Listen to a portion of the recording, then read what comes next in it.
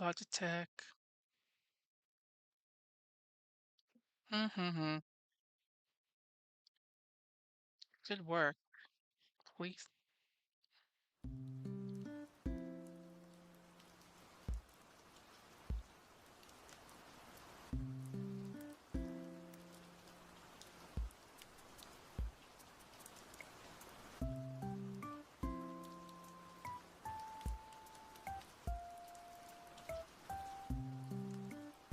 Can you guys like hear me?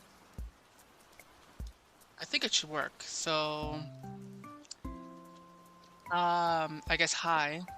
I'm I'm back. Um, yeah, so I'm doing great. Well, okay, I should say that'd be better. Um, excuse that I have. So, right now I'm just a little bit panicky because I'm not even sure if this music is copyrighted or not. I just looked up no copyright Animal Crossing music and I just clicked on this. If the stream just cuts off or gets claimed, then I guess it's just on me. Um, I'll just make another stream. But yeah, so great. I think it's been a little too. Hmm.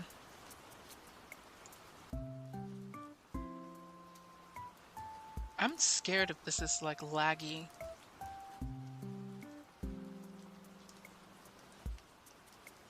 I'm just checking again. Frame is like a guess okay. Let me try this. Let me just tinker with some settings. Or wait, I don't think I'm supposed to show any of these settings. I don't know.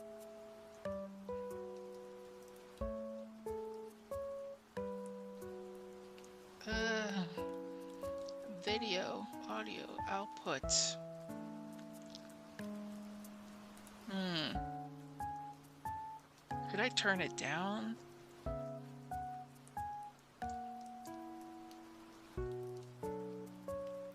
I'll try turning it down to 250 and then make it okay.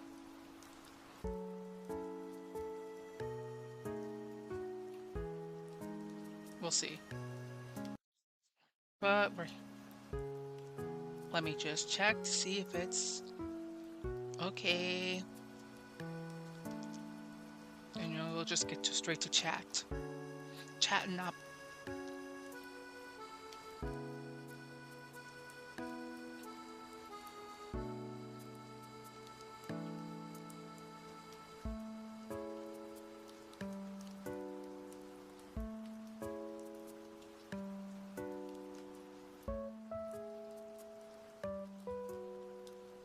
Well, I guess maybe, whatever. 250 is fine.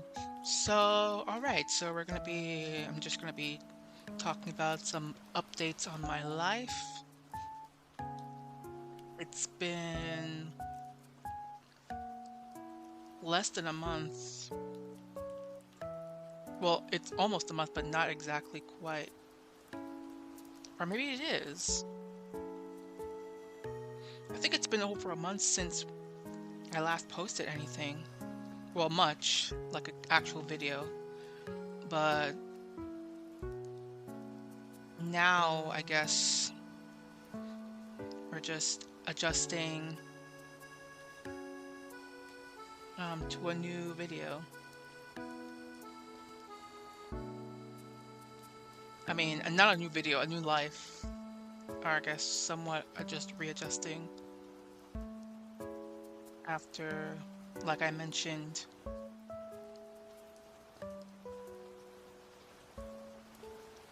um, the passing of my older sister.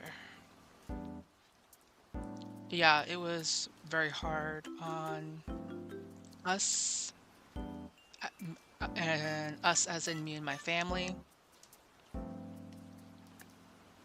especially after a few weeks after my eldest sister got married. Like, talk about up and down. It's just, of course, my life has to be like, operates like a roller coaster. We just go up and down, never a rest.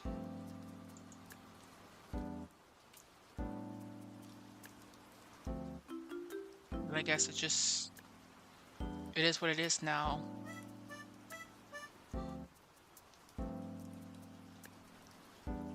Now what? You kidding?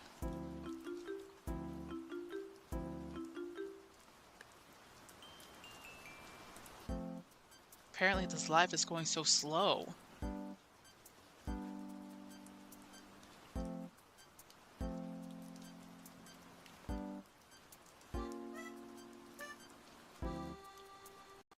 Already it's getting a little annoying.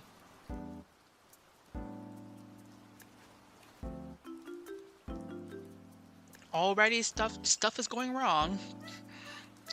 Because that's what happens when you don't stream consistently and don't learn how to take care of the stuff of, the internet shebang.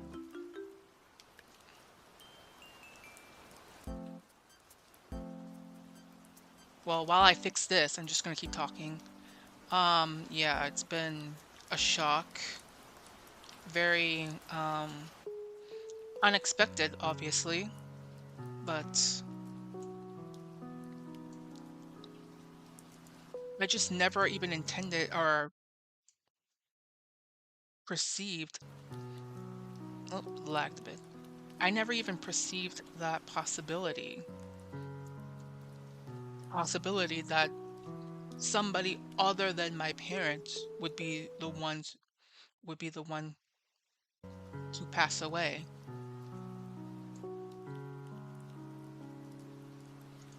Like,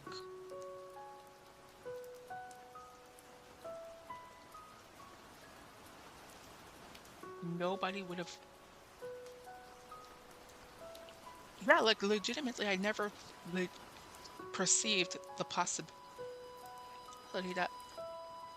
that someone other than my parents would pass away. Like, I didn't believe that my sister would be the first one to, I guess, no longer be with us.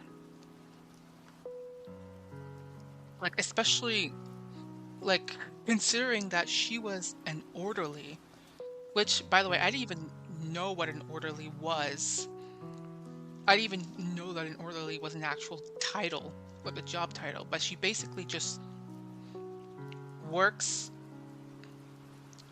with like people who are sickly. She's in a medical assistant. She works in the medical field.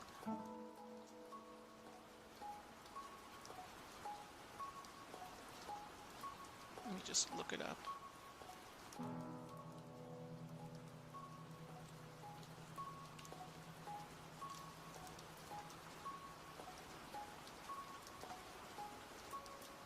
Yeah, sometimes referred to as a nurse assistant or patient service associate. Provides basic care and assistance to patients in hospitals and other healthcare settings. So yeah, my sister, the one who unfortunately passed, was working in the medical field. And that kind of just like really made me like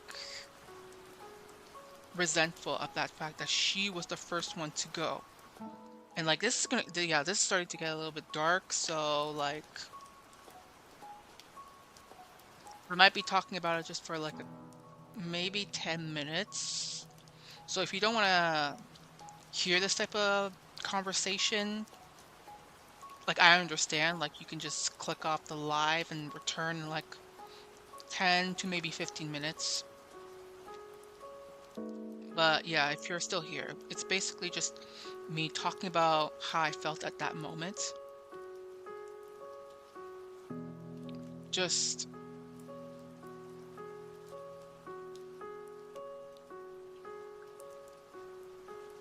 I was very pissy about it, like, and not just pissy, but also a combination of like shocked, regret, like guilt, especially considering the nature and how we discovered her. I don't really want to talk too much in depth about that.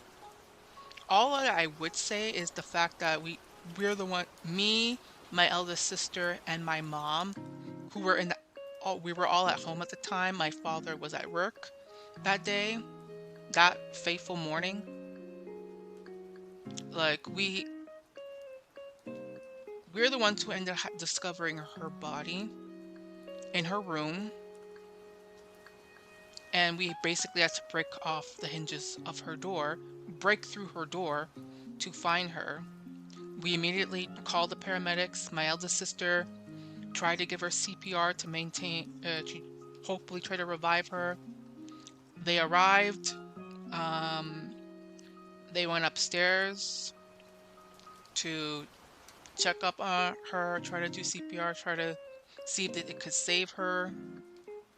They asked us questions, like standard questions that I can't even really remember at that point because of just us just waiting to see if they could potentially revive her. And the moment that they told us that it was too late,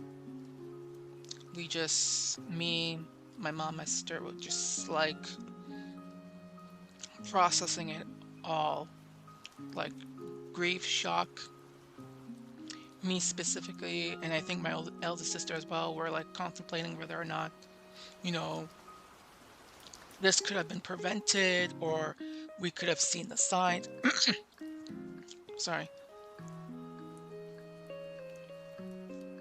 Seeing the signs that, because later down the line, my mom told me that she was already feeling a little bit sick,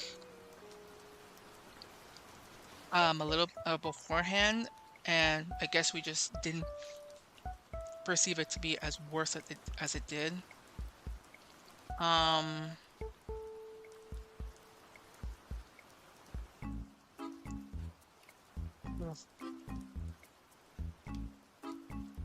yeah, thoughts of just wondering whether or not we could have prevented this beforehand or gotten her to the hospital before that happened. Did surface through my mind, so there was this element of guilt there. But nevertheless, like we planned out well, before the funeral part, basically I had to contact like our elder brothers or sisters or immediate family members. And my mom contacted her friends and told her about the news. And then I guess a couple hours later, they all showed up. They showed up they showed up to share their condolences and grieve, and we're just talking out loud. And yeah, I mostly just zoned out by myself on the couch, just thinking what is going to happen now. Um, and yeah, I was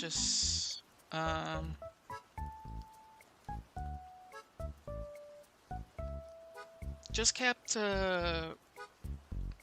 sitting in the couch there. Then I eventually just went to my room and just lied in my bed and just stayed in my thoughts and kind of dissociated a little bit and kind of contemplated a little bit of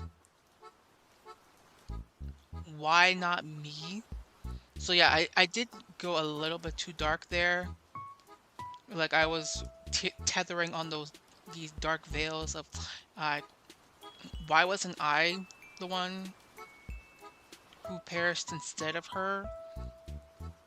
but those were just very temporary, like thoughts. It mainly stemmed from just regret or just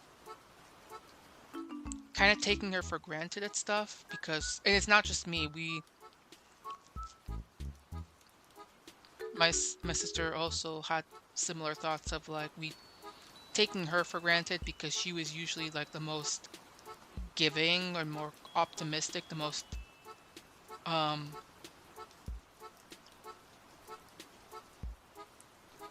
she was kind of like the rock of our family, sort of, kind of like the more caring one, the most open, the most giving one of our family. And it's just like the fact that she, out of all of us, went out first, kind of, yeah, it's staled us for a while. Like it stunned us for a good chunk of time. And yeah, I just needed to take a break and just re sort out my mind and let my family sort out their minds as well.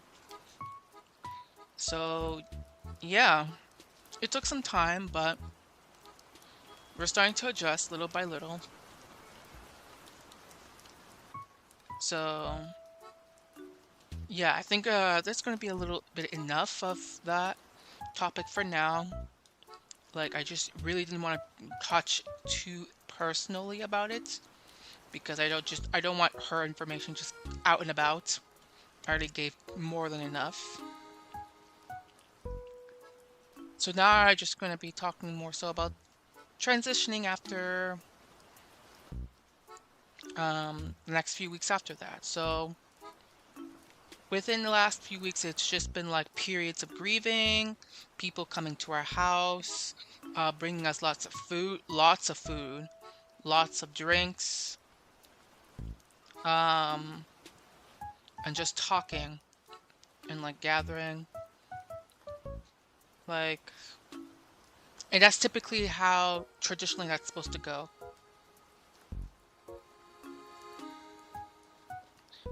And oh my God, I just remembered I forgot to talk about the funeral. Well, prior to these visits, like we had the funeral pretty much the very next day, I think. Yeah, it was arranged at the mosque, and as you guys have not, I'm pretty sure I mentioned this way earlier on, but I come from a Muslim household, so we had our funeral at the mosque. Me and all of our relatives, we went to the mosque. They took us downstairs to say goodbye to her one last time. Doing all the blessings, as tradition by Islam when we perform funeral rites. We did our prayers. Um, we again once again blessed her soul. Hopefully she is in paradise. And yes, I know I already said that personally, I even though I don't believe in God myself, I still wanted to just do the stuff because I don't um just to pay respects because if there ever was a soul, like I said, I still wish for a peace, even if I don't believe in the full concept of a soul. But that's not here or there. We did her funeral, we went to the stuff, and then they transferred her body to this an Islamic graveyard. Yeah, it was a designated graveyard specifically for those who adhere to Islam. It was way out in the fields, like in the middle of nowhere, which I guess it makes sense. And they prepared her casket, and we did the burial, and yeah. So that process was just like we was done with. Everyone praying, and then after the funeral and the burial, which was all done in one day, and luckily it was free. so we didn't have to pay for anything. Mm, yeah, it was just the weekly, visits for the morning period, which lasts for approximately a month. And yeah, it was just readjusting to life.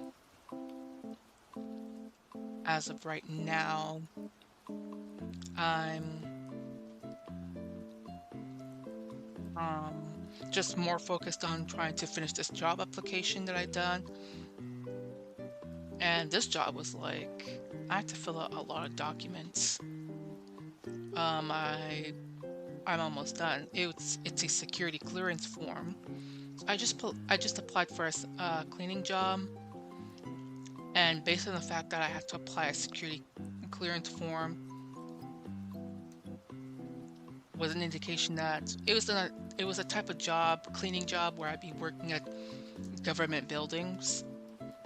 So they want me to just fill out a whole bunch of forms, and I was just doing the process of that. And yeah, I'm almost done with that.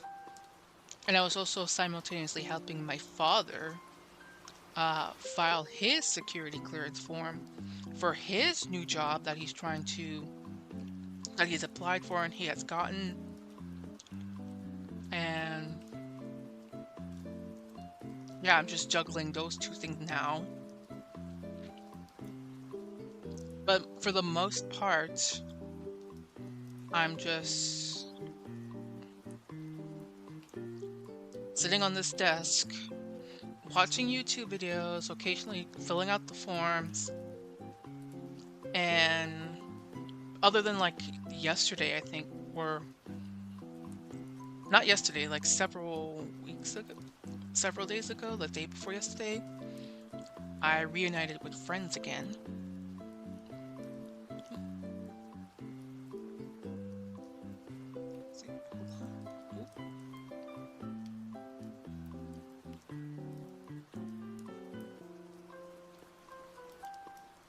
These walls are so thin, I swear. Like, my family can hear me from here, from not just talking so much. But yeah, like I reunited with friends that I haven't seen since several years. Well, now we're just contacting on Facebook Messenger, but we haven't talked for a long time, and we just reunited, hung out, and like catched up on life, catched up. So that was nice. That uplifted my spirits a little bit. But now I just like primarily having to focus on securing this job, getting my shit together for school because that's a jumbled mess in and of itself.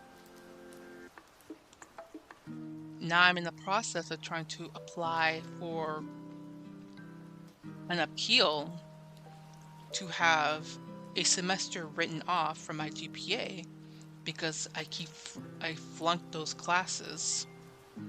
I think I those classes I mostly failed. If not, I just abandoned them entirely without properly dropping out online.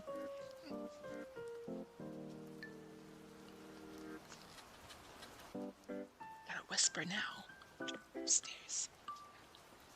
But yeah, mine's just like my mind's constantly boggled with all these tasks, and now I have to uh start making videos again because I do plan to start making uh content again after my break, but I'm just gonna start slow on YouTube and then just continue with TikTok because I've occasionally checked on TikTok here and there, just liking videos or saving videos, but not really making comments or posting videos aside from like yesterday and the day before. So, yeah. Mm, yeah, now we're going to be transitioning more so just talk content again. So made like several videos. I think I have some videos that I have saved on TikTok that I have yet to post on YouTube, and they're probably going to be very old stuff. There's also this live stream that I haven't even been doing for like I haven't done that was supposed to be like I was supposed to go live like months ago, but I just kept putting it off as usual because my weak ass just cannot keep a consistent schedule. Like my brain just fizzles out. I'm just gonna show you there's two videos that you'll see besides the two pictures, the ones with my face on it. Yeah, these videos were in the making. I haven't even finished them, and they're very old. Like I need to get my shit together and like finish making that. And there's also um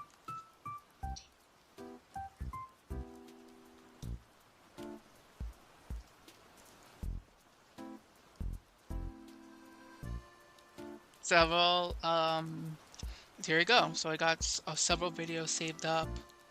Um on some topics that showed up that I haven't even I think most of them are finished, but I just haven't posted it up on YouTube or anything. Or on TikTok. I haven't posted them at all. Just kept it saved because can you even see it properly? Or is there a massive glare?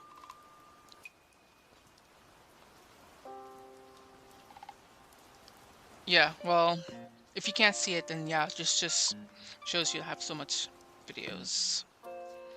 I have so much video ideas too, but it just doesn't it manifest into content because I just cannot consistently make a whole bunch of content. Probably because I just keep overloading with stuff that I do to the point where my brain just shuts down. Like it's so stressed out from just overthinking that I feel mentally exhausted half the time. But it's like I don't want to using that as an excuse. Not to mention the aspect of I think I do have a little bit of social anxiety, or well, not specifically from a medical diagnosis. I'm not medically diagnosed with that, but it's just talking to other people, especially about my issues, is just something I'm not comfortable doing. And I'm also just very like stubborn when it comes to asking for help, no matter what. Especially I think from people that I know well or that the people in my life because I just don't like asking people for help that much.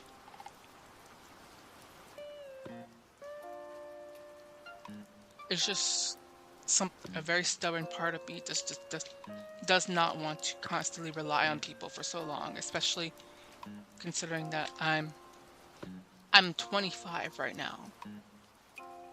And theoretically I should have my shit together to some degree, but it's just constantly just flip-flopping, no impulse control, especially that, yeah.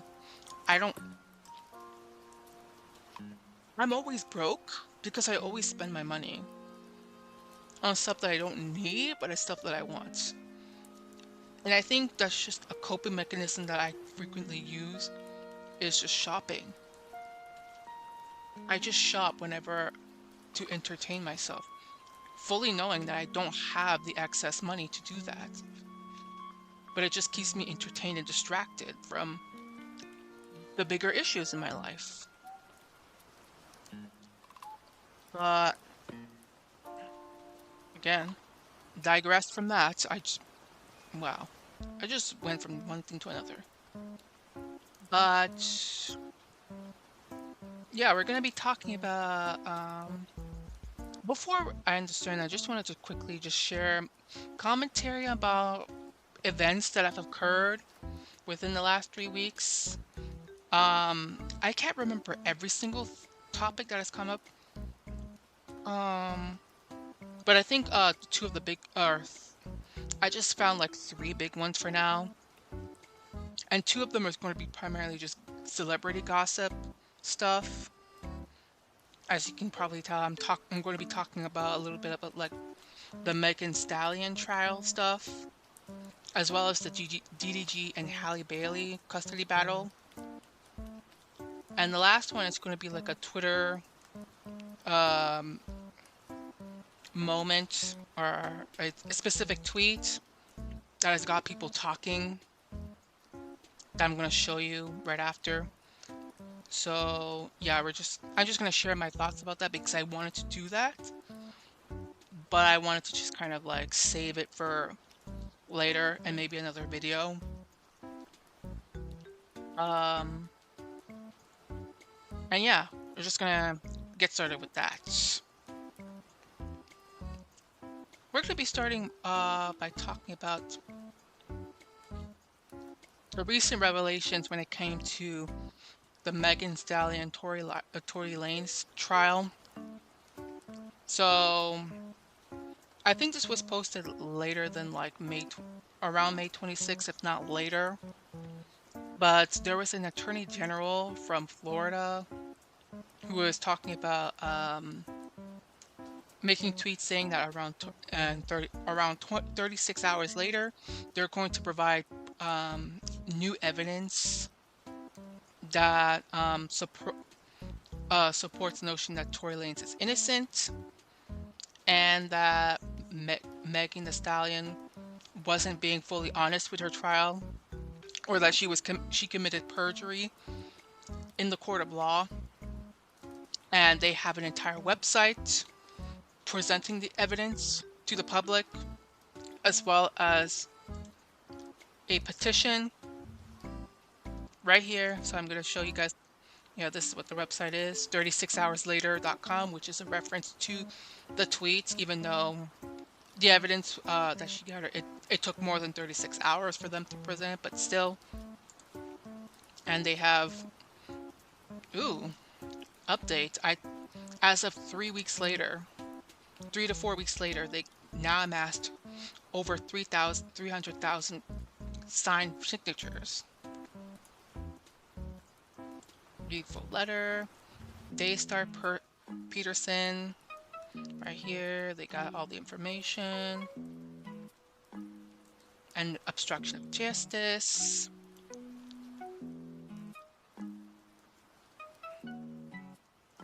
So yeah, if you want to check it out, it's right here. More information from the letter here. This seems very legit. Another petition here.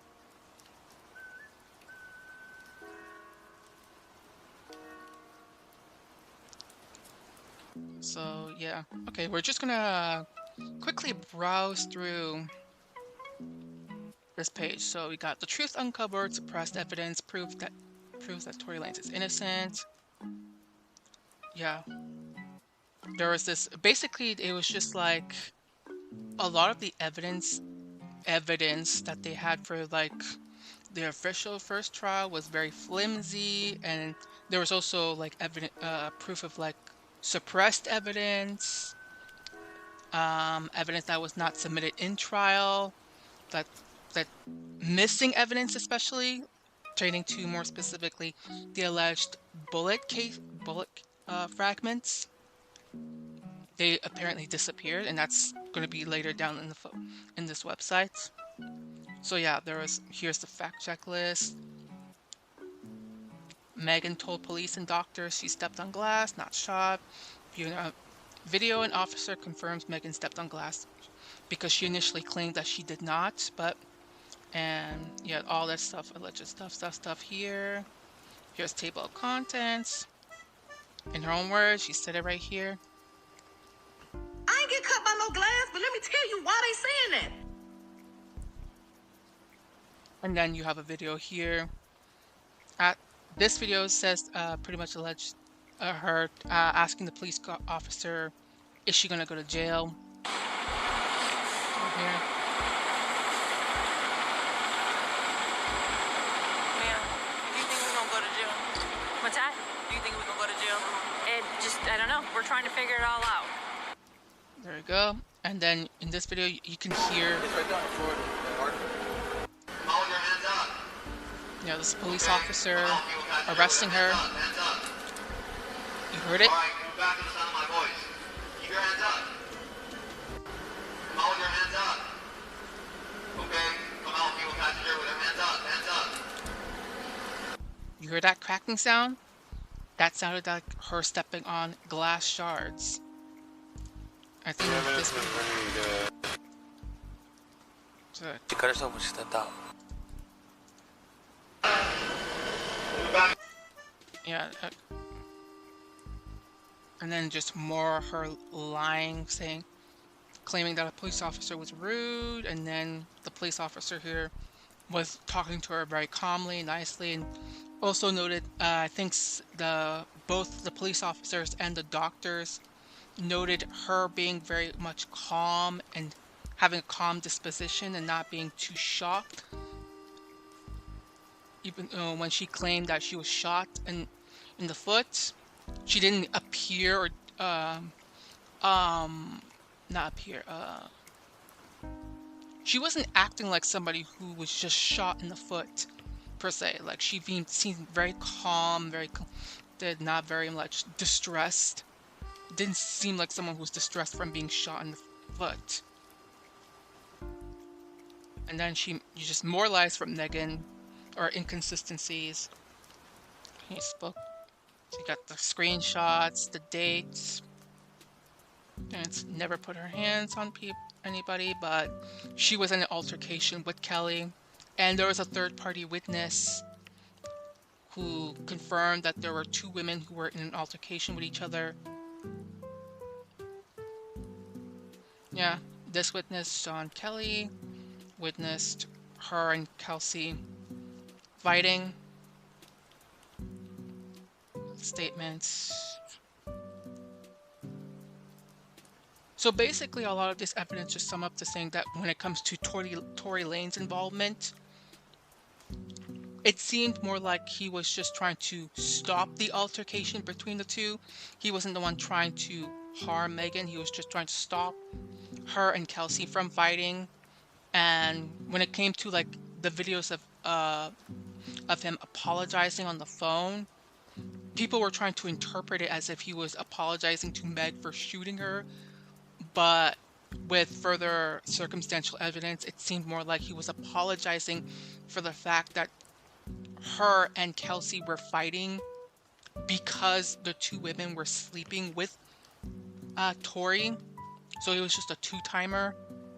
He slept with both of them. And he felt responsible. Which, to understand, he is responsible for that altercation because he was the reason why they were in the altercation. They were fighting over him, you know, being with them, and he felt responsible for that. So he wanted to apologize for that aspect.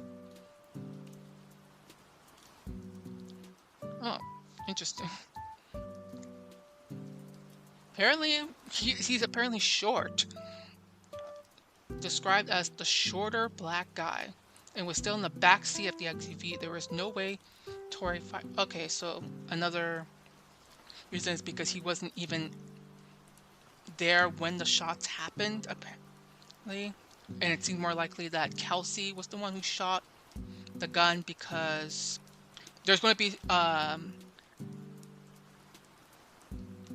there's not just testimony here on this website, there's actual fingerprint evidence here and this established here. Yeah, DNA proof that Tory never touched the gun. So a forensics expert testified that 90% of the DNA on the weapon belonged to an unknown male, not Tory Lanez. His DNA was not found in the magazine. Software used for analysis had documented instability and potential for false matches. An expert testified that if Tory had fired the gun 5 times, his DNA would be expected on the weapon, but it wasn't found. Female DNA was found on the gun. Kelsey tested positive for GSR, but her DNA was never tested against the gun. Tory's DNA was not on the magazine and only 0.01% on the firearm. The amount is incredibly small, equivalent to picking a blade of grass from a football field. So again, like if he didn't pick, that's, in my opinion, the strongest evidence for me to believe that he was innocent. If his DNA was not on the gun, how could he have shot Megan? And there was nowhere on this list did it mention anything about him wearing gloves or that there were gloves present on the scene. So clearly. And judging by the fact that, again, his fingerprints were not on the gun, there's no way he could be charged for possession of an illegally obtained firearm because he doesn't have his DNA on it. Someone else did. And it's most likely going to be Kelsey because, again, the female DNA that was on the gun. And since obviously Megan didn't shoot herself with the gun, it would have to be, logically speaking, Kelsey would be the only one that's left. Aside from the unknown male, which would who knows what that is. But anyways, we got a paired edited text messages. So there was evidence of tampered evidence was founded. The dance bitch allegation, even though nobody heard it. I think Kelsey, Kelly, and the bodyguard never heard him say those words. And then the inconsistent documents from the doctors.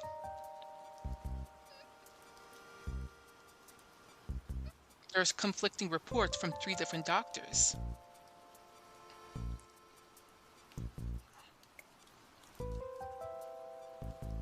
Yeah, pleasant but not actual distress.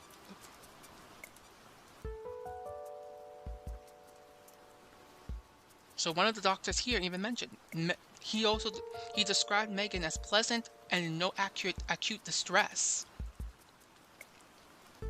2 doctors said that there were no mentionings of bullet fragments or ballistic trauma, so they didn't detect any evidence of her being shot with a gun. This doctor did. He claimed that there are fragments that were bagged and given to the police. And all 3 of them mentioned that her wounds that she got were superficial and were easy to clean up. And most importantly of all, the most damning piece that I think in my personal evidence, the missing fragments of the gun. So potential mishandling of evidence. And then once again, her either lying or misremembering that she woke up. Evidence of, here you go. And then pictures of him claiming to care. Misinterpreted apology. So he probably felt guilty of, being involved in that. He probably, to some extent, also wanted to keep certain information to himself, even though it was very damning to him, because he wanted to some extent, maybe protect Megan and Kelsey, because he didn't want them to be in trouble by the law, even though it really did cost him big time, considering him recovering from being stabbed in jail 14 times. Like, wild stuff. But yeah, this is just everything that's currently available when it comes to this trials. The evidence. So now they're petitioning to have either a retrial or pardoning him. So we're gonna see if there's any updates on that. I'll make a video if there is. But yeah, basically, like, of course I'm gonna also be talking about the aftermath, or not the aftermath, like the discourse online, particularly for the crazy Meg stans who were adamantly defending her to the bitter end, like claiming that he's automatically guilty from the jump. And like further down the stream, you're going to see a theme here because this is not the first instance of like predominant women trying to defend Meg and claim that defending a woman who's claimed to be a victim of something, and then it turns out that that woman was lying or being deceitful, and then these women just refuse to acknowledge it because, again, and the fact that Megan is just walking here free. They even made a documentary about this whole stuff with animated scenes. It's like crazy, profiting off of the situation of being a victim. But yeah, that's, I guess I'm just going to digress here when it comes to the situation. Now we're going to be jumping onto the DDG and Hailey Bailey stuff. Oop. You didn't see that. So, as you can probably tell, there's been a discourse going on between those two, having conflicts and like fighting in court for the baby. Yeah. For current information as of now, DDT requested a restraining order against Bailey in Los Angeles court on Wednesday. This was published on the 5th, so the 4th, I guess, June 4th. And asked the judge to block Hailey from taking Halo, their 17-month-old son, to Italy with her, alleging Bailey would pose imminent emotional and psychological risk to the minor child based on repeated documented threats of self-harm. Yep, he released text messages, pictures of him with a stab wound to the actual thumb. I'm gonna show it to you quick, but on this Instagram thread. So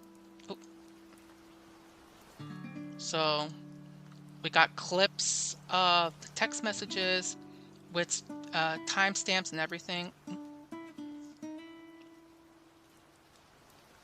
So, and we got all the stuff here. DDG, real name Daryl Dwayne Granberry Jr., alleged the court's filing Bailey once took his firearm and left their house while threatening to harm her, stating she's environment of emotional distress and danger within her home. And his filing contains text messages of the self-harm threats. Basically, like Hailey, whatever, or Bailey was emotionally abusing him, weaponizing her mental health and her child to try to control him. And there's text messages constantly demonstrating this emotionally manipulated behavior. And it's just personally very sick on that aspect. Like more so because she's also, again, using her child as a weapon.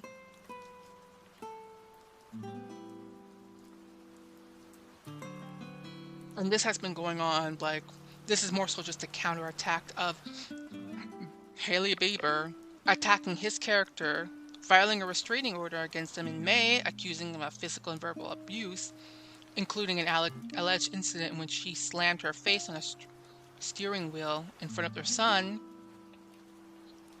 Bailey also alleged DDG had riled his fans to send online hate to Bailey by accusing him of keeping her son from him on his live streams.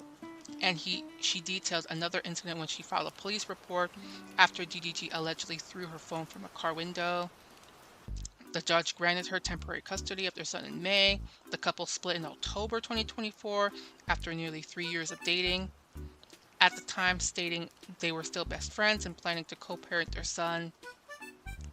Forbes had reached out their lawyer representing both Bailey and DDG.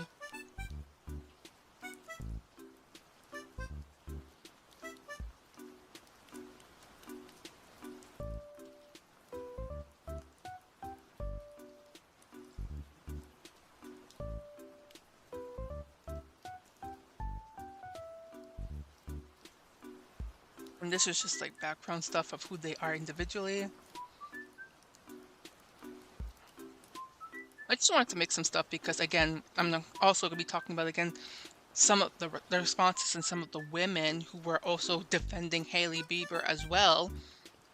Unsurprisingly, like even not even more so that, just beforehand,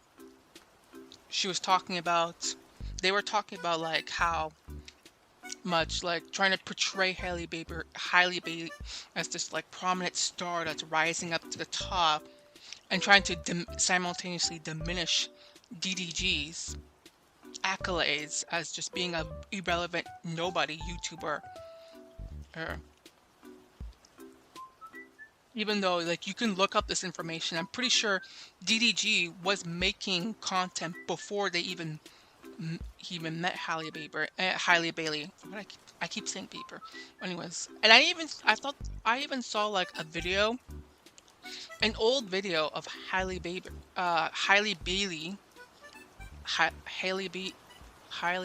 Bailey. Oh my god, just rhyming names. Bailey talking about how much she idolized GDG, and she was like very much younger in those videos, before she landed her role in the Disney Mermaid stuff, before the whole Disney Mermaid controversy stuff started. She made an old video talking about this.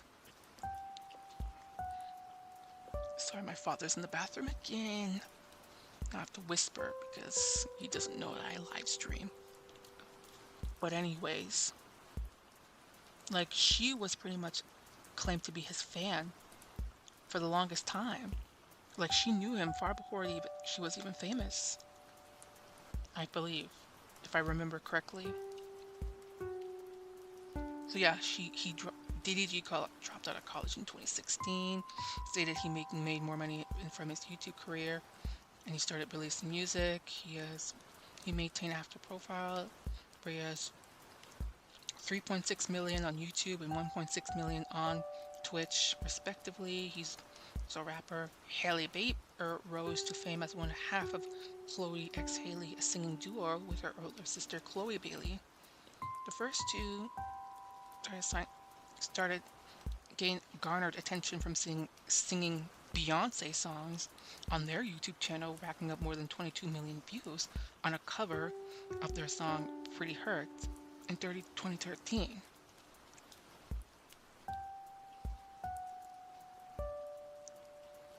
And their sister has been considered Bailey and her sister have been considered proteges of Beyonce, and that's somewhat of worthy of notes because people have been claiming that when it came to the DDG and Hailey Bailey conflict, they suspected that Beyonce and Jay-Z were also somewhat involved in protecting Hailey from her image being destroyed, even though she did a very good job of damaging her image on her own when there were those videos that surfaced of her bragging about being a toxic, possessive girlfriend, and just like her and Chloe cackling with each other, bragging about how toxic they are, she made statements of her that she's super possessive, that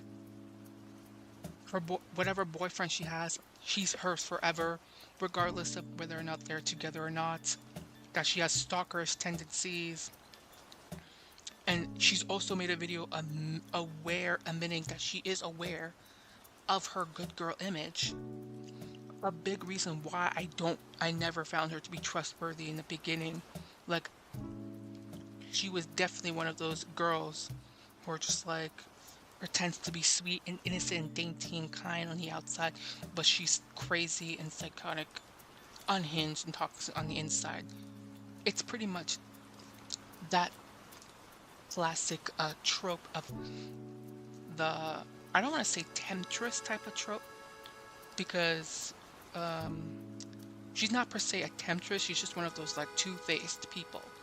But also, a woman who is a temptress, she's not a temptress type of woman is not just a woman who's an obvious bombshell, who uses her looks to gain favors among people, but a temptress is also a woman who just pretends to be sweet and delicate, basically pretends to be one way, lure people to let their guard down, and then exploit them from within. Show their true nature slowly but surely, and keep them in their clutches. Yeah, Hailey Bailey is that type of woman. And she had made a video, one of the videos, she admits that she knows this. She knows this. Oh my God.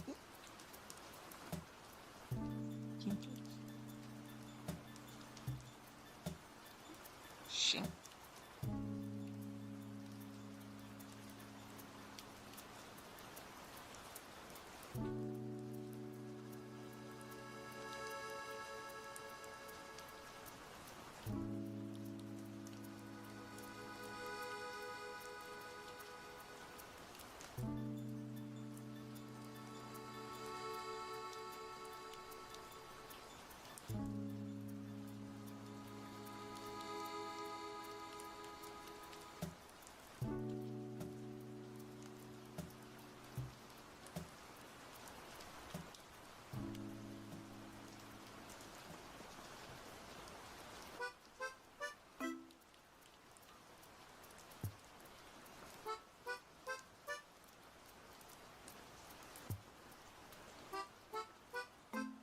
Right.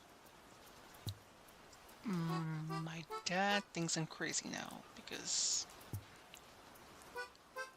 I have to get the hell out of this house, I swear. These paper-thin walls would be the death of me. Anyways, he's in his room now, so Hailey Bailey, whatever, ugh. Definitely one of those women who puts on an act and she knows it. Like, I can look it up. Like, I can show you the videos of her being, admitting to being toxic. But before this, I'm going to show you the text messages. Just quickly browse through DDG's text that he receives from Hailey, saying, "I hate you, you're the most horrible person I've ever met. I wish I didn't have to fight with you, but you continue to let me down every time." And these are like minutes apart, well, seconds apart. She's one of those quick texters. I can never do this. Like, and right after, and blah blah blah, exchanging my son and money deal for views. She's rapid texting, grammatical errors all over the place.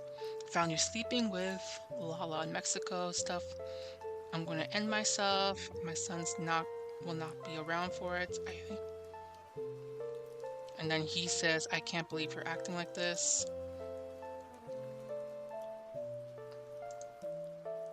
And then it's just more of like her saying she wants to go and she wants to stop. And this is very infuriating to me.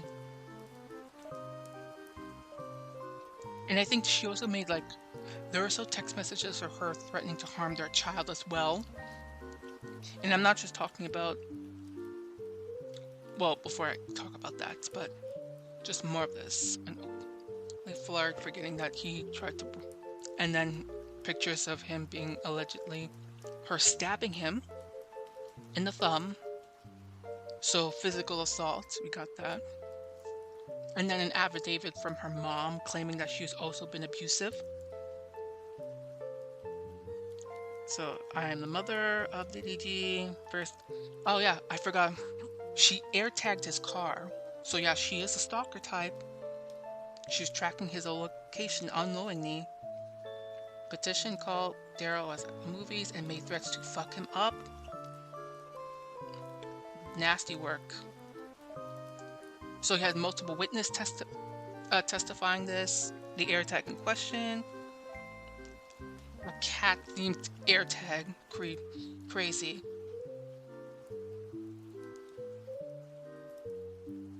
And then, oh my god. Oh my god, oh my god, oh my god. This when these text messages and this evidence was released, because Bailey was trying so hard to destroy his image, slandering him online, claiming he's abuser and everything. This is not the first time she did this. Like, she already has been doing that to try to control him. And these women fell for it like an hook, line, and sinker.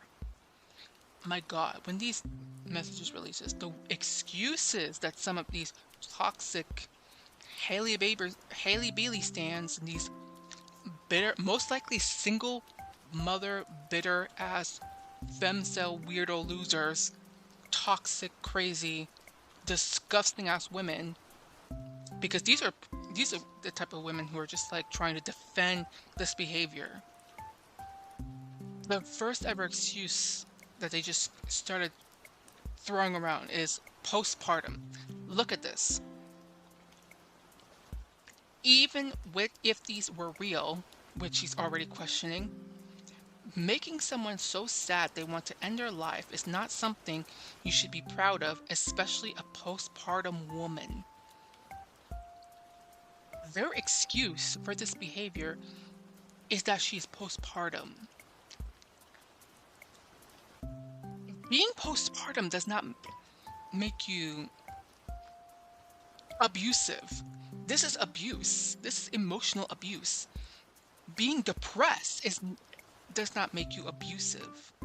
And even if you are just happen to be both depressed or postpartum and abusive, it's not an excuse. These women legitimately think that this behavior is just excusable with postpartum, forgetting the fact that men can also be postpartum. Fathers can also experience postpartum depression. That doesn't mean that it's excusable.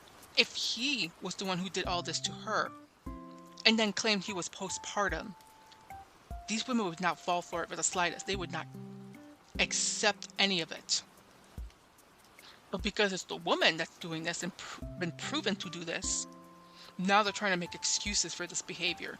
Postpartum is not an excuse for abuse and stalking. And not to mention that apparently some of these text messages came before she was pregnant or during when she discovered she was pregnant. So she wasn't even far along yet. And allegedly, like, I haven't found the messages yet, but there was text messages of Bailey threatening to abort their child and trying to control DDD being a father when it came to whether or not he gets to be one or not. Like, from the get-go, she's been doing this. And like I said earlier, there's videos of her admitting to being toxic. I'm going to look it up and show you in a second, but just want to scroll through these comments.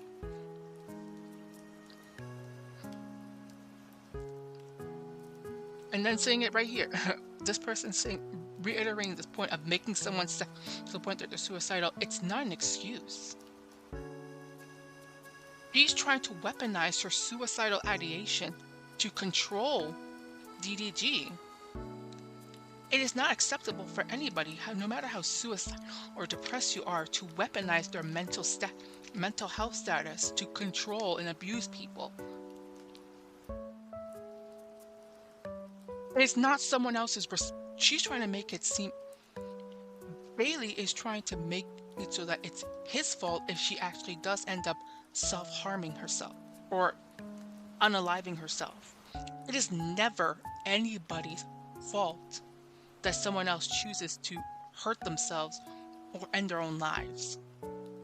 That's just super abusive and mentally destructive way of thinking. It's very mentally damaging. And people who have this type of mentality, they're sick. It's a very disgusting and shameful way to act and think.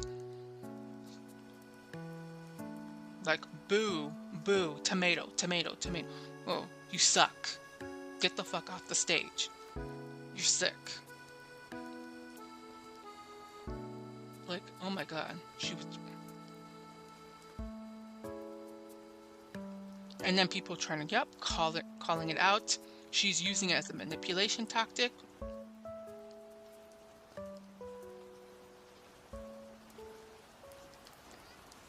Like air tags.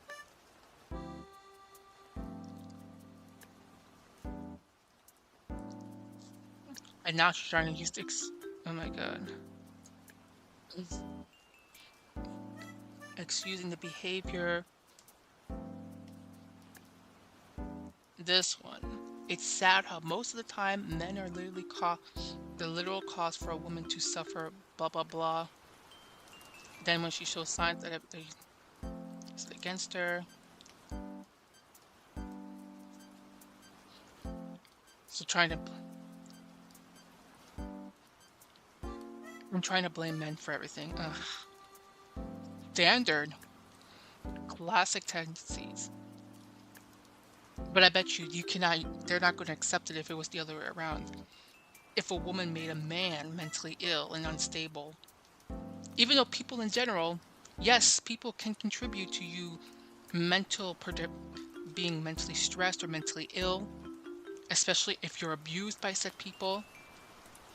But at the end of the day, you're responsible for dealing with your mental struggles and healing and going to therapy and working on yourself, and so that you don't end up perpetuating a cycle of destruction and harm when you get into relationships with other people.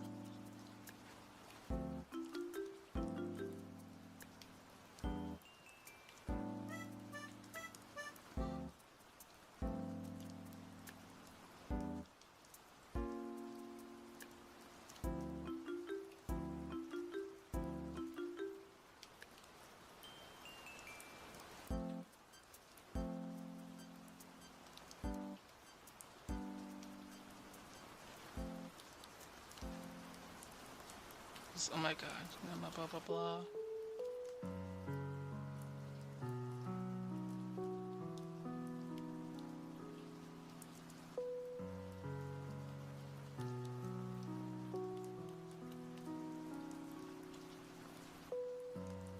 This just makes him look bad. Not her. These messages fake as F. Messages prove he failed as a man, basically trying to blame. Yeah, just standard excuses, deflection. Apparently the man is responsible for how a woman thinks and feels all the time. The woman has no autonomy, agency, obligation to regulate herself, make good decisions. She's not responsible in these cases because that means she has to be held accountable if she makes bad choices as well. They just can't. They can't. Like, these comments are just ridiculous and frustrating. And you know what's also interesting? Because I saw a video from the Now You're a Single Mom guy talking about the situation. He also mentioned the fact that Chloe Bailey hasn't even addressed the situation at all. And I was wondering, like, yeah, that's true. I haven't seen anything pertaining to Chloe, trying to defend her sister. Like, where's Chloe? Where's her sister? Why isn't her sister defending her? Because as of now, like, I haven't seen anything pertaining to her sister's testimony. Like, she hasn't made any statements pertaining to trying to defend her or anything.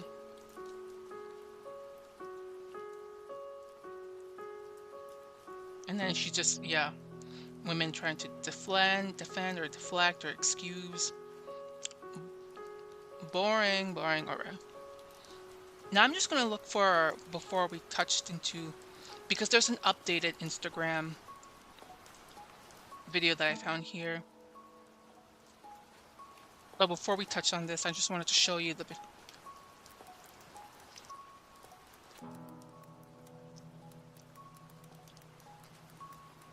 I wanted to find the videos.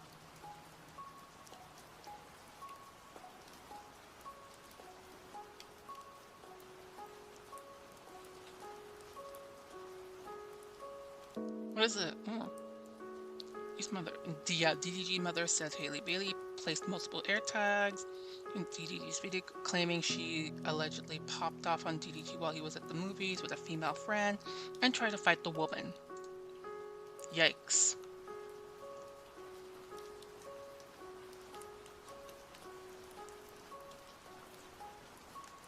Where is it? I might have to look it up on elsewhere.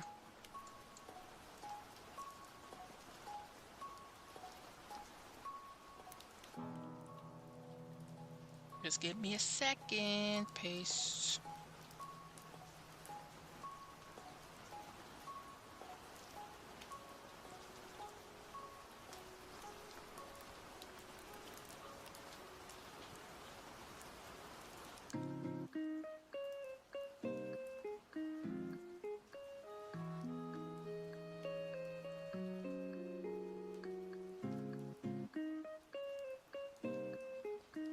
And this is weird, like, you got Animal Crossing music in the back, but I just want to...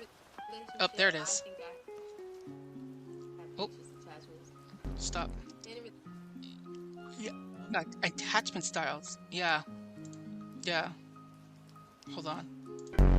In a relationship, I think I have anxious attachment style. Everybody knows I'm an Aries, I'm a fire sign. I get very passionate. I seem nice online and innocent and everything, but you guys do not know. I will go to battle with my yelling, with my words, everything. I'm good at that, right? And if I gotta yell or check anyone, that's what I gotta do. That's just the way I be. Yeah, I definitely agree. Like, she admitted herself, yeah, that part. Anxious attachment style. Very clingy, very attached, so quick. Like, to the point where she'll do anything to try to keep that person that she's in a relationship with. Which says something about her life. Like, what has she gone through prior to this relationship that made her this way? Like, was she neglected as a parent, or did she have inconsistent parenting? Because that's what attachment, based on my research, anxious attachment style is when your parents do not consistently, like, are not consistently there for you when you need them the most. Like, sometimes they're there, sometimes they're not, which creates some sort of, you know, anxious, like, a sense of not having complete reliability on their parents. Sometimes they'll be there and fulfill your basic emotional needs, psychological needs, and sometimes they're not. I think that's what it comes down to, as opposed to like the avoidant attachment style is when the parent is consistently not present in your life, not there for you. Let me just Yeah. Insecure attachment style characterized by a strong desire for closeness and intimacy, fear abandonment, and need constant reassurance.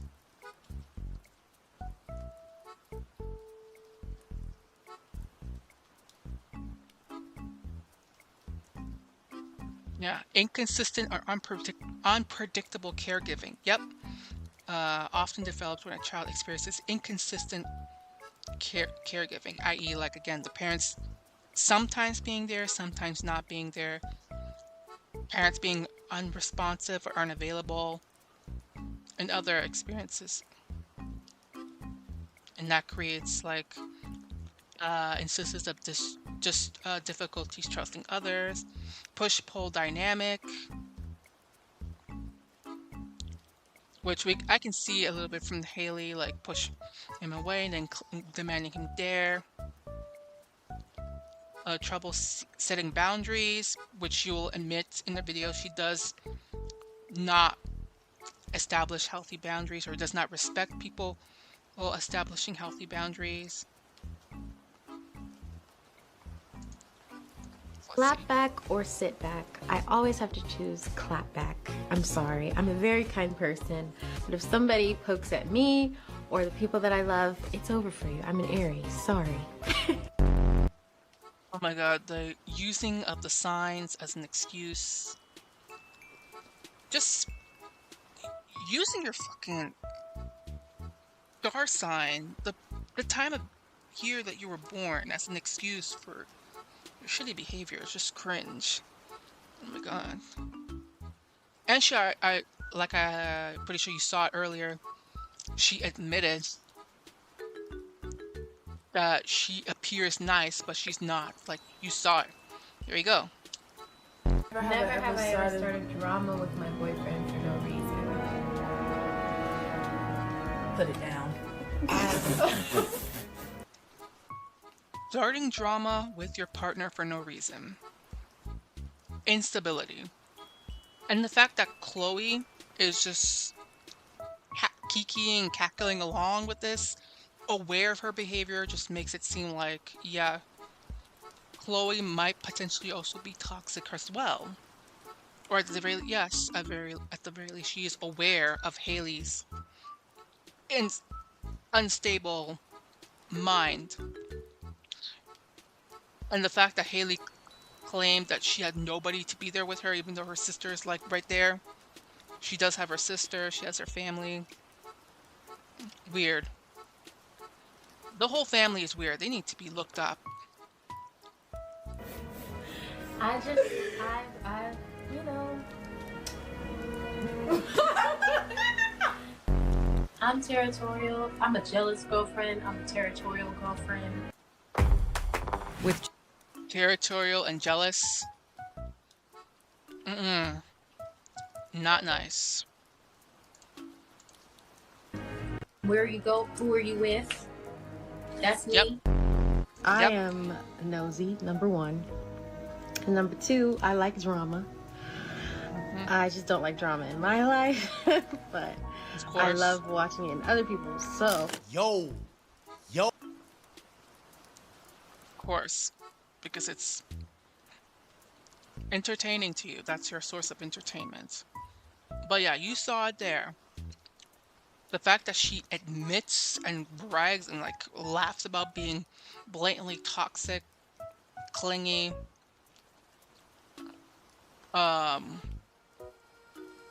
aggressive, possessive, jealous, and apparently physically violent, mentally, emotionally manipulative, and violent, and clearly doesn't really care about her child that much.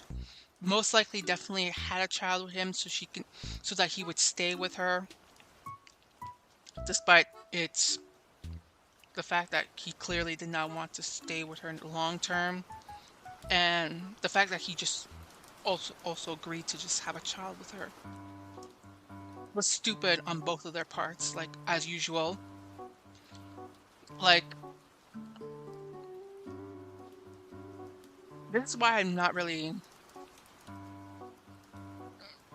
on her side here, clearly, as you can probably guess by my tone of voice. Like, and do I think that GDT might be a little bit toxic here and there, like a womanizer? Yeah, I think to an extent. Like, but from what I've seen, Haley Baby clearly worse than he is by every metric. Using her mental health as a weapon, using her child and her womb as a weapon to control and keep this man. Sick. Like, the one I have the most sympathy for clearly is Halo, the son in the situation. And the fact that he would potentially have to stay with a mother like her in his life. And these women in the comments are not even taking that into account, like fully thinking, like, like, her son, what kind of man is he going to be raised by a woman like that? Clearly he's not going to be the most stable-minded if he has to stay with someone like that, or he has to be raised by a mother like that. Like, these types of mothers are the type of women that create the very men that a lot of these women complain about, but they're not going to acknowledge that because that would hold them accountable, and they're just deathly allergic to that, so we can just forget about it. But one last thing I want to talk about this. It's just there's this apparent update here about her response, and it's about what you're going to. It's exactly what you're going to expect here. Accountability really. Yo, is accountability really this hard for some of you? So Halle is now claiming that it was all DDG's fault that she was having her mental breakdown. Halle has speaking out and even told the courts that all the times that she was threatening to cause harm to said self, with the child, etc., was all due to DDG and his actions. Even going as far as to saying that DDG is over-exaggerating and basically making the situation looks worse than what it is. We have the messages, bruh. We have the audio transcript of you putting hands on him. She claims that DDG was really scared of her parenting. He would have been taking action and taking her to court. Bruh, so when folks say, if you claim DDG was putting the hands and doing all this stuff to you in 2022 going to now, why didn't you do it back then if you felt like it was an endangerment for your son and you? Same logic. She then states that him putting out all those messages are to embarrass her. You started the court case. You brought it to public court first. Was bruh supposed to not show nothing? Yo, you know what, bruh? It's over, bruh. We're cooked. We're cooked as a we're cooked. This generation need to hurry up. Let's give the next 3 generations a chance. This generation is just done. There's something wrong with all of us, bro. You know what? Not me. It's something wrong with y'all. Yo, is accountability.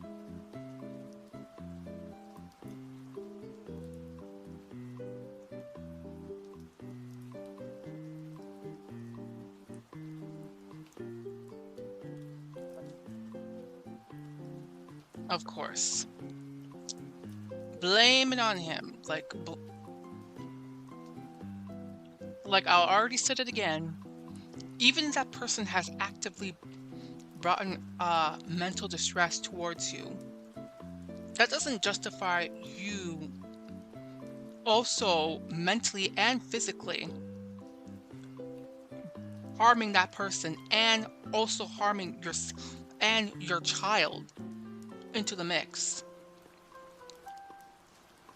But clearly you were already mentally distressed even before you were in the relationship with him. So clearly it's not, you can't blame your mental instability entirely on him. Because you were also bringing in similar mental instabilities, like abusing him too, but you don't see him trying to threaten to take his own life and making you responsible for it, or trying to bring harm to to your child, and then blaming his actions on you causing him mental harm. That would never fly, and that shouldn't fly no matter who you are. Someone else being mentally does not justify any action or any type of harm that you bring onto others. Like, weak, crazy. She should not have custody of Halo, hands down. We're just gonna end this off with that for now. And if there's even more updates, I will make a separate video on it, because this is just really heavy right now.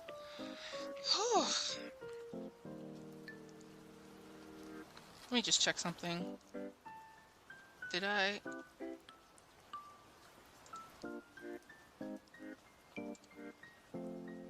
Okay, good. Thank God I did not change the webcam. So we're done with this section. We're gonna be talking about one more thing. Just a little quick thing. It's more so just Twitter, more gender war slop here. Just trashy all around. And it's going to be about a tweet that went viral last couple of weeks, or I guess more than a month ago. I think exactly a month ago. So this person talked about the male fantasy. So you can see the tweet here. all men are just have perverted fantasies, the average male fantasy.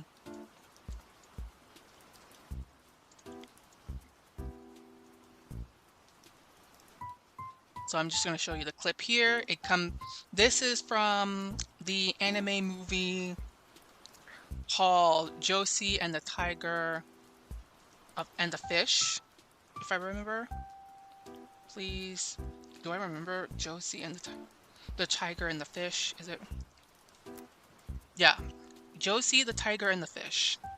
So it's an animated movie released in Japan in 2020 about a college student who took a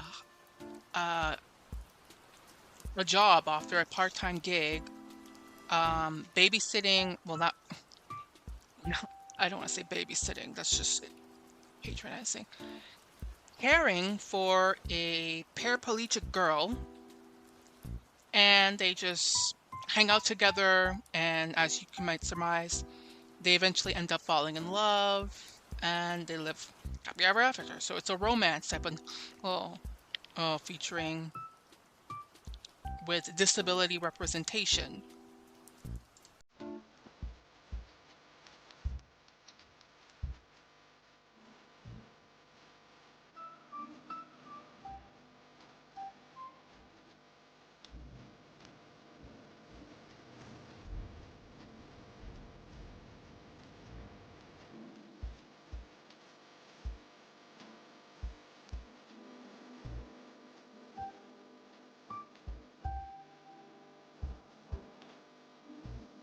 Wait, this is not.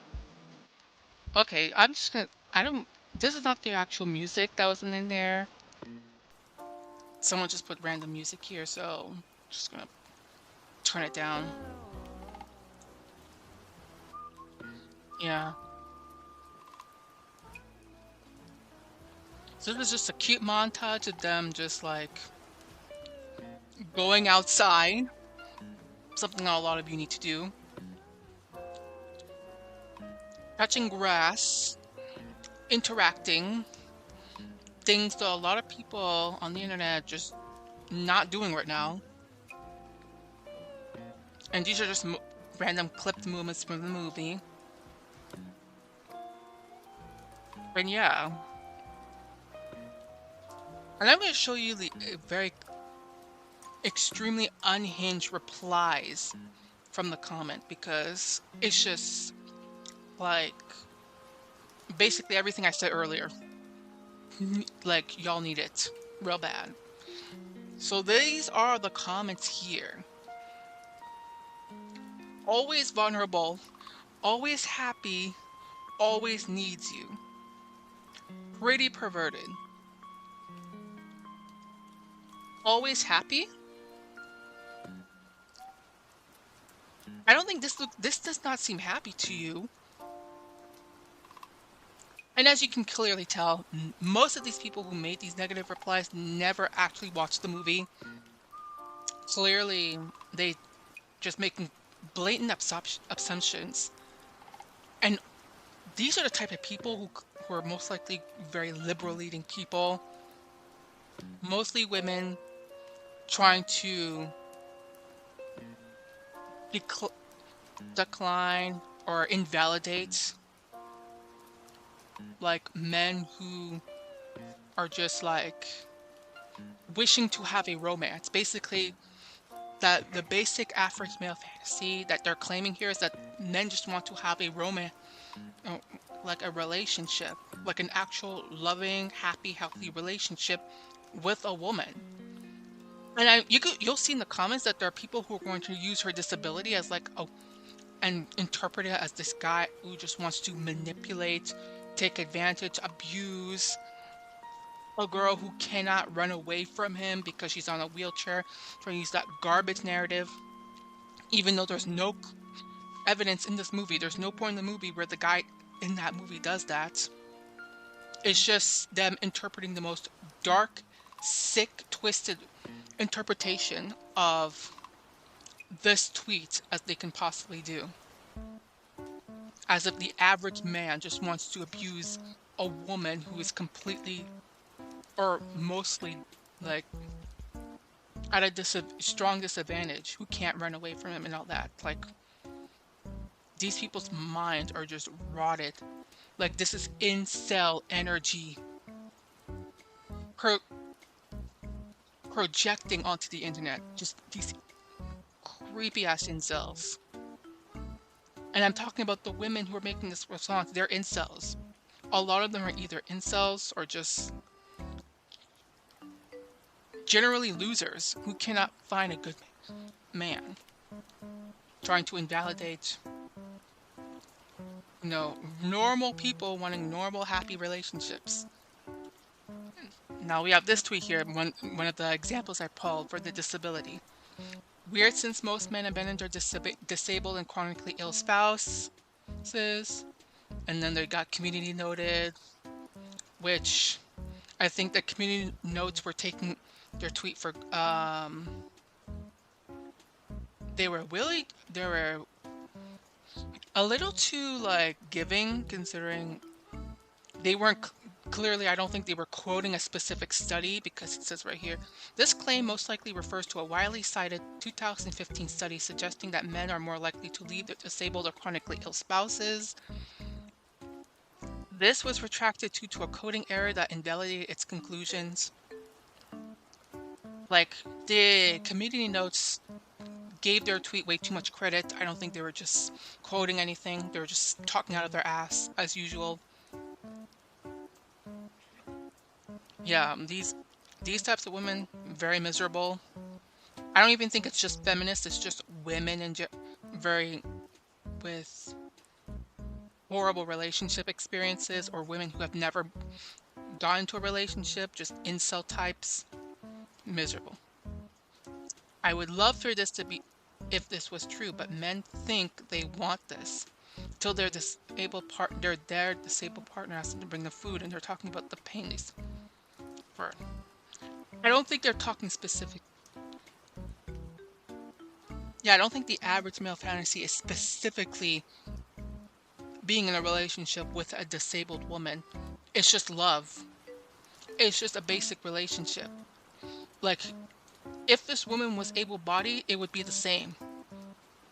But they're so hyper-fixated on the disability aspect that they're glossing over the bigger picture. Male fantasy equals a woman that can't run away from him, a woman that's dependent on him. Interesting. Yeah.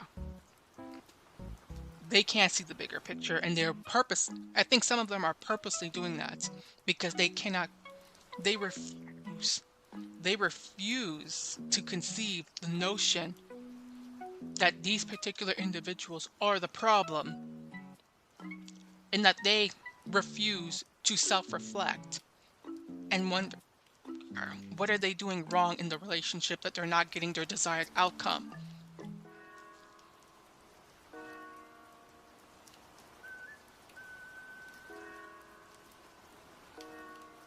Yeah, considering male fantasy, love and care for a good woman. Women fantasy, well, I don't think the average women, but these types of women most likely are also the same type of woman who would be in a relationship and profess their love towards a literal serial killer or a murderer or a criminal. Luigi, Mario, whatever is.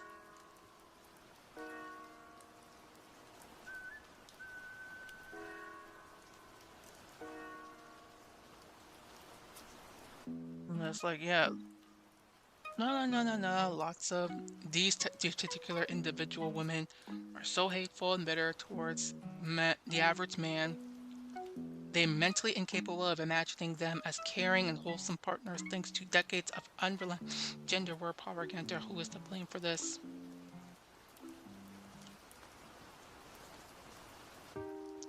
Well, I'm sorry, but I blame the women. Well, not these. And today, I'm talking about the women from the decades ago. Like, during the specific time when the modern feminist movement was divulging into like a man-hating movement, because that's when I think that these gender war stuff was starting. And when I think, I also kind of just want to preface when it comes to gender war. In my personal opinion, I don't think it's a war. It's not a war, in my opinion. It's a one-sided assault.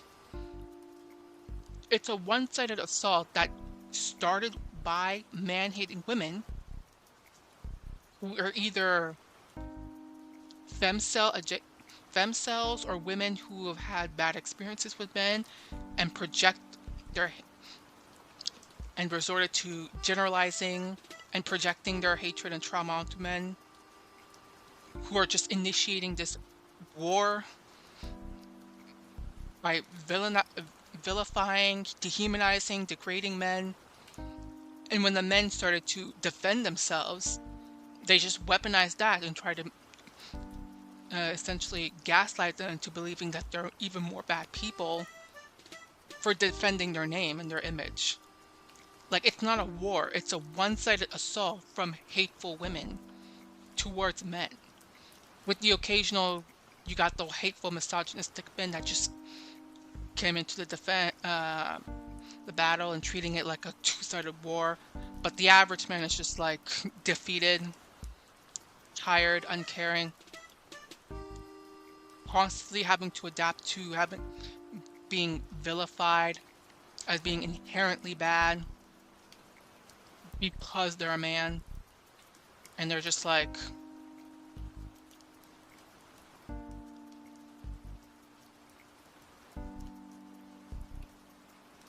oh, it is what it is. They're just adapting to this new environment to the point where it is in fact impacted relationships and just social interaction as a whole. Young men stopped trying to pursue women or just talk to women, and just out and about, just isolating themselves. And thus the term the male loneliness epidemic emerged. And I'm going to be talking more in depth in the video about how that term was misused and psyopted by, once again, most likely very misandrous, feministy type women who are just trying to, once again, unsurprisingly, blaming the men for their own loneliness. Just blame men for everything. Just use men as a scapegoat, while simultaneously claiming that they don't need men, even though they use men as their scapegoat to blame all of their issues, their problems on all the time. So clearly they rely on men, even to this day. Because if they didn't need men, who are they going to blame when their lives go to shit? Not themselves, not other women, not the patriarchy. But I digress again. We're gonna see here. Oh yeah, these comments. That's a little girl. This is weird. She's 24, and she's older than the male character. He's 22. So clearly, yeah, people don't know what the fuck they're talking about.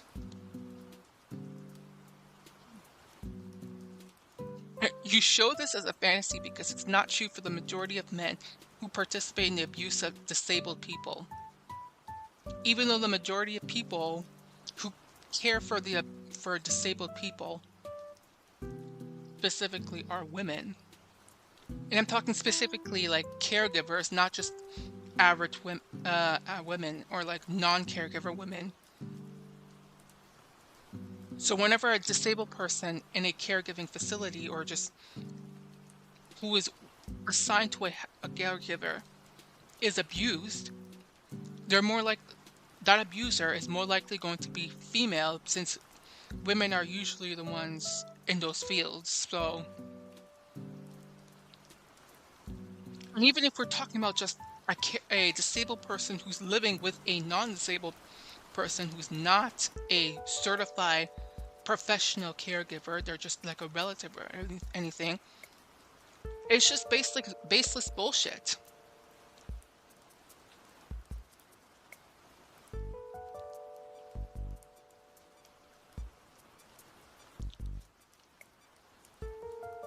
And then it's just a screenshot without the study actually cited. Yeah, just a screenshot with the AI text bubble. But once again, just missing the point that the average male fantasy is a loving relationship. It's not specific to whether she's disabled or not. They just want a woman that loves them, but they either can't conceive that or they don't want to conceive that.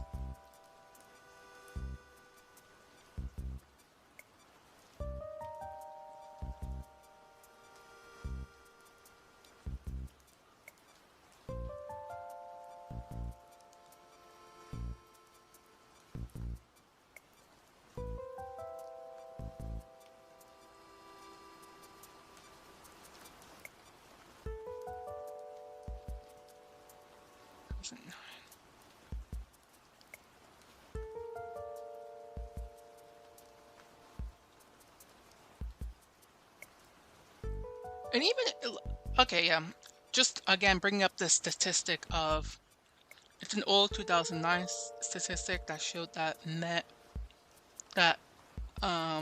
wives who are terminally ill are more likely to be divorced by their partners than the other way around, which doesn't really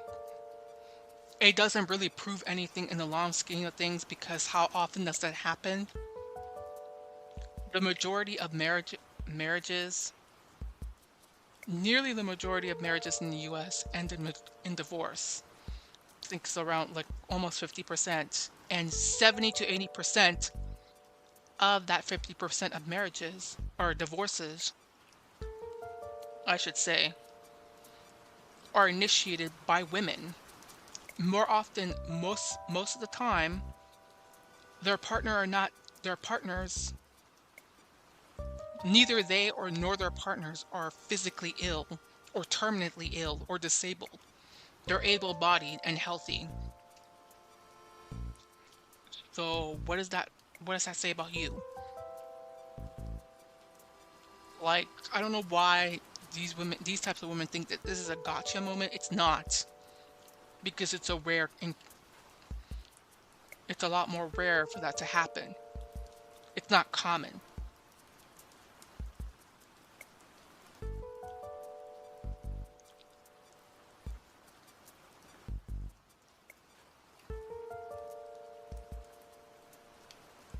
Yeah, let's also completely, yeah, this part here, the women being upset of male fantasies, well, completely negating women having dark fantasy content as well in the form of books.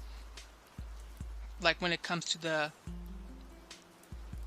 sexual material discussion,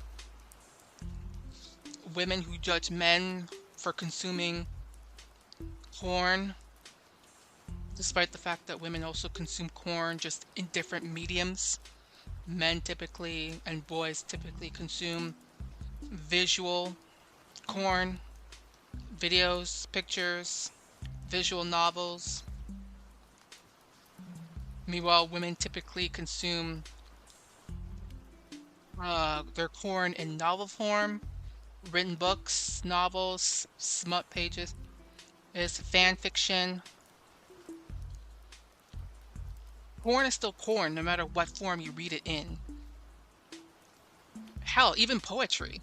You can...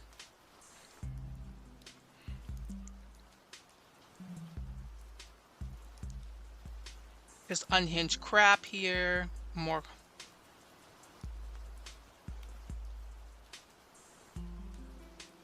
true.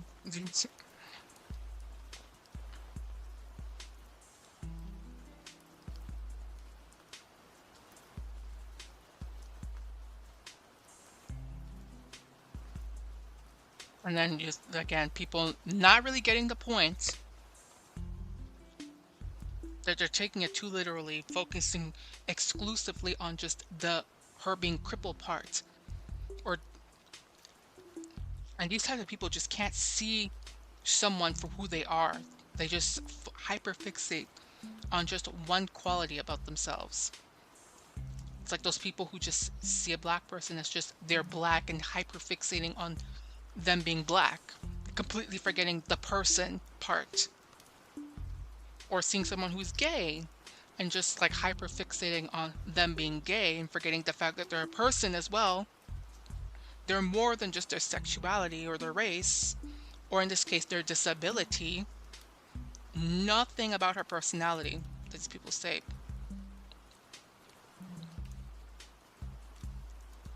It's just depressing here.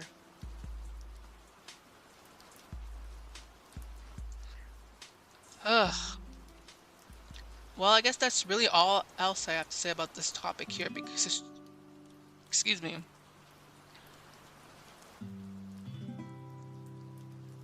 Ugh. Yeah. Oh. Well, let's see.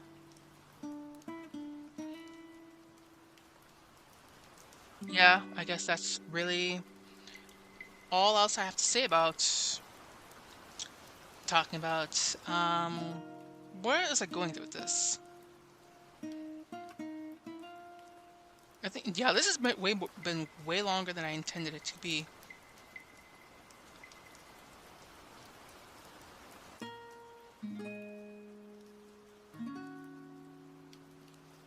But yeah, I think I need to ending soon because I have an appointment tomorrow, so I wanted to end kind of just, I guess, talking more about my content reels.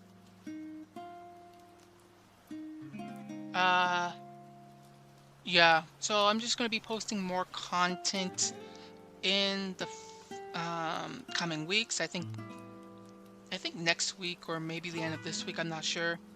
And the video is going to be talking about black fatigue because yeah, I've noticed that trending topic has been around, so I'm just going to release it in a video form. I'm not going to talk about it here, and I'm just going to start slow because I'm still trying to readjust with life, so I have to think about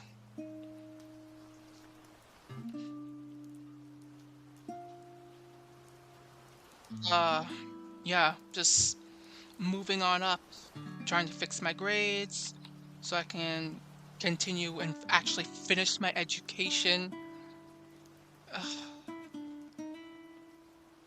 So I want to at least get my diploma, but I'm already 25 and I just fucked up half of my half of my 20s specifically. Just spending most of it just faffing around, not really taking it that seriously. But yeah, I just want to get my diploma and be done. I haven't fully decided on what career path I'm taking right now. And I guess if and I'll just add this for what I'm studying criminology. And I'm leaning towards a career field leading somewhere around those lines. Either that or like somewhere across, I guess, criminal law, maybe a forensics expert, or I don't really think working with the cops specifically because I'm not really interested in being part of the police force. Yeah, no, I'm not interested in being part of the police force personally. Or at least not in the standard police unit. But studying the nature of crime is something I'm interested in. And also, I guess one of the biggest things I always wanted to do is travel the world, but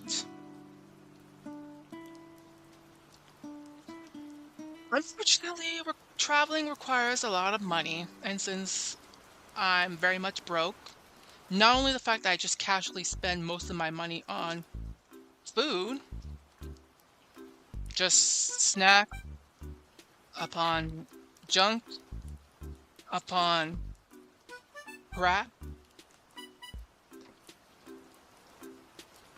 just mostly that. And if not that, I just spend stuff on like most of the time just not really good at managing money. But even after taking into account money management, I still wouldn't have enough to travel because traveling's very expensive. But yeah, I always wanted to travel in many parts of the world.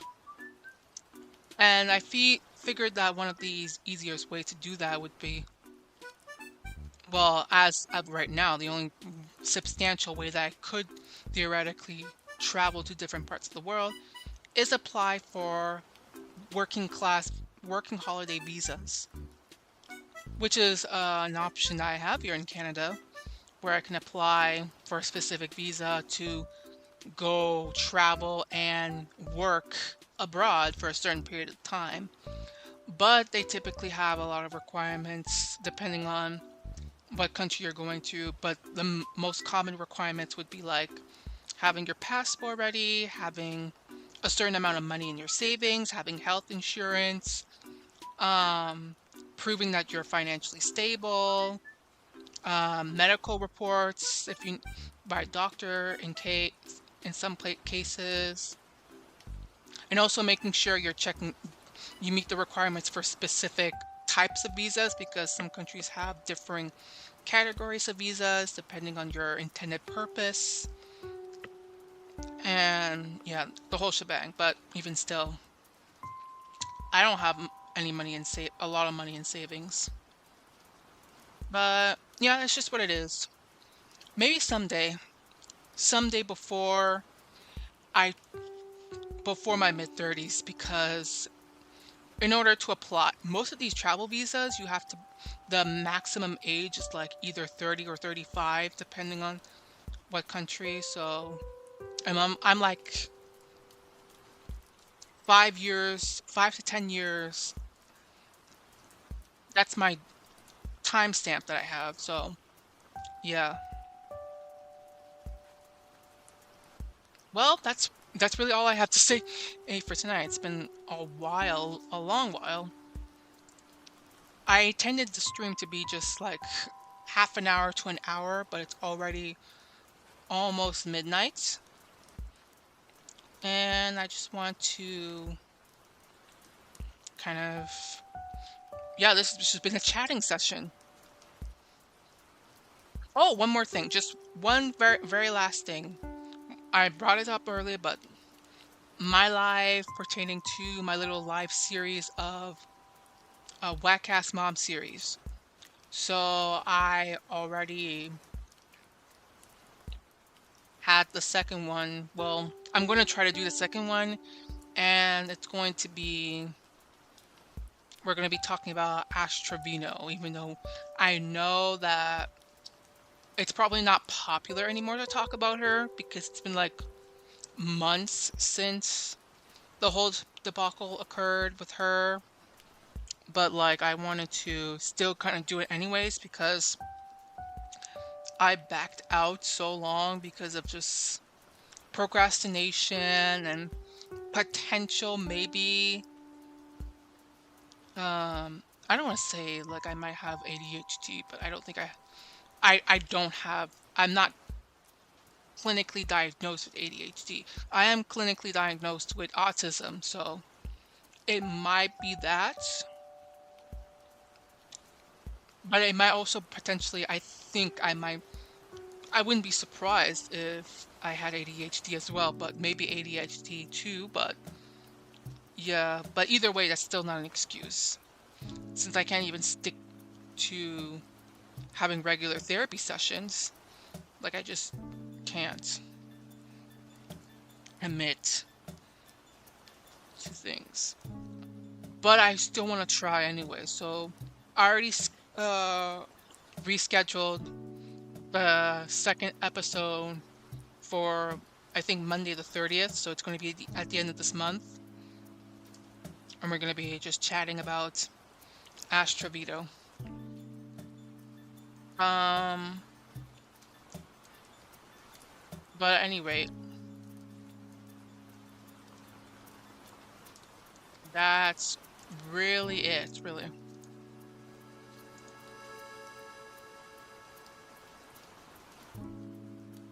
Yeah, so I'm just gonna, I guess maybe end it, because, yeah, Yeah. Yeah, oh my god. Alright, so that's gonna be the end for this stream. Thank you guys for sticking to the last this long. It's probably very late at night, so you're probably going to sleep soon. So thanks again for sticking to the stream. And I'll see you either later this week or next week with new videos. Alright, good night guys, take care.